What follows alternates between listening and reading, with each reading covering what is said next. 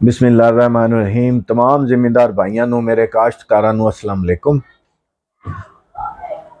दोस्त पुछते ने कि केड़ी दानेदार पाइए।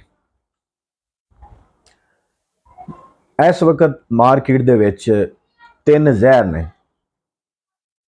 सादा जी तुहानू जिहड़ी ना मैं वंड दस देवां, क्योंकि अगर मैं कंपनियां दे ब्रांड नेम दसने शुरू कर दियांगा तो इन्ने ज़्यादा ने, जिम्मेदार कन्फ्यूज हो जाते हैं।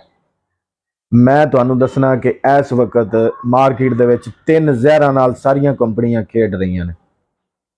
पहला जहर है क्लोरेंट्रा नीली प्रोल, दूसरा जहर है फिप्रोनिल, तीसरा जहर है एमामेक्टिन।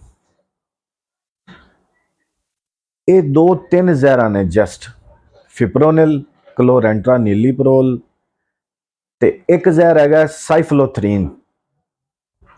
ये चार जहर मैं तुहानू दसियां। मुख्तलिफ कंपनियां की कर रही हैं, एक जहर नू दूसरी विच मिक्स करके दानेदार बना दी। दूजे ने की किया, दूजे नू फड़िया जहर नू फिप्रोनिल नू, उन्होंने एमामेक्टिन ने मिक्स करता। तीजा की काम कर रहे, उन्होंने साइफ्लोथरीन नू फड़िया, उन्होंने किसी होर चीज़ नाल मिक्स करता। जहर ये चार ही रहने। अगर कोई नवा जहर साडी मार्केट इन होएगा तो मैं तुहानू सब तो पहले दसांगा। हुण ये चार जहरां दी परफॉर्मेंस पिछले साल दी मैं तुहाडे अगे वाजिया करना चाह रहा। क्लोरेंट्रा नीली प्रोल जिहड़ा जहर है, फटेरा के नाँ ते FMC दे रही, वटाको के नाँ ते सिंजेंटा नया सवेरा दे रहा है।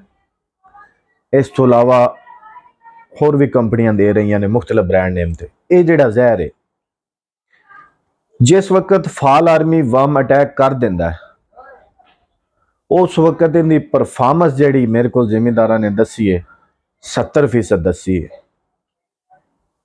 यानी कि 60 to 70% इन्हें कंट्रोल दिता है इस क्लोरेंट्रा नीली प्रोल जहर ने। ब्रांड भी मैं तुहानू दस दिते। दूसरा जहर है फिप्रोनिल। फिप्रोनिल सब तो पहले बायर रीजेंट के नाम से लैके आई, उस तो बाद रैक्टर सुपर एच फिप्रोनिल नाल एमामेक्टिन मिक्स कर दी। उस तो बाद किसी होर ने पकड़िया फिप्रोनिल ते उहदे विच ल्यूफेनुरान या कोई होर जहर मिक्स कर दिता। फिप्रोनिल जहर की मैं तुहानू थोड़ी जी खासियत दसा। फिप्रोनिल एक ऐसा जहर है, यूरिया बेस्ड कंपाउंड है, ग्रोथ कराउंदा बड़ी जबरदस्त। तुसी फिप्रोनिल वाली कोई भी दानेदार पा दी है, मक्की कट काली हो जानी।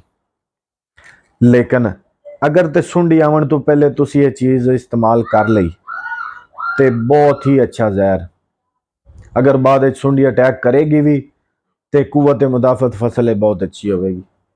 लेकिन अगर सुंडी आ चुकी है तो फिप्रोनिल जिहड़ा जहर है एक कमज़ोर है। रीजेंट बायर दी इस वजह तो फिर बाद लोग इस्तेमाल करना छड़ गए सी कि जदों सुंडी आ जाती है फिर इनका कंट्रोल कमज़ोर हो जाता है। इस वजह तो जरूरत महसूस हुई कि इहदे नाल कोई जहर और मिक्स किया जाए। फिर फिप्रोनिल दे विच एमामेक्टिन पा के रैक्टर सुपर के नाँ ते कैंजो कंपनी ने ब्रांड दिता, बहुत अच्छा चलिया, बहुत अच्छे रिजल्ट दिते। फिर इन्होंने फिप्रोनिल ते क्लोरेंट्रा नीली प्रोल ये दोवें मिक्स कर दिते। मेरे ख्याल सफायर के ब्रांड नेम नाल इन्होंने दिता। क्लोरेंट्रा नीली प्रोल जिहड़ा जहर है, ये ते फिप्रोनिल ये आपस में मुकाबला कर रहे हैं इस वक्त अपनी मार्केट में। ते एक तीसरा जहर है साइफ्लोथरीन, बहुत ही अच्छा जहर। ट्रांसपोर्टर के नाम से वेलकान ग्रुप मार्केट कर रहा है, बहुत अच्छा कंट्रोल दिता है इन्हें पिछले साल। और इन दोनों कैमिकल्स तो मेरे ख्याल उन्हें अच्छा परफॉर्म किया। लेकिन अगर जिम्मेदारों को ऑप्शन होवे, अगर तुसी ग्रोथ लेना चाहते जे दानेदार नाल, तो फिर फिप्रोनिल वाला जहर कोई भी दानेदार जिंदे फिप्रोनिल मौजूद है वो इस्तेमाल करो।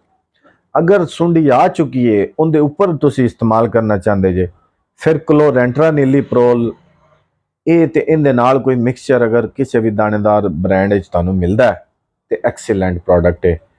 ये मैं मक्की के हवाले नाल जिहड़ियां दानेदार इस वक्त साडी मार्केट ने जिहड़े जहर ने उन्हां दा हाड़ा कढ़ दिता है। जनाब जिमींदारां वास्ते बहुत बहुत शुक्रिया जी।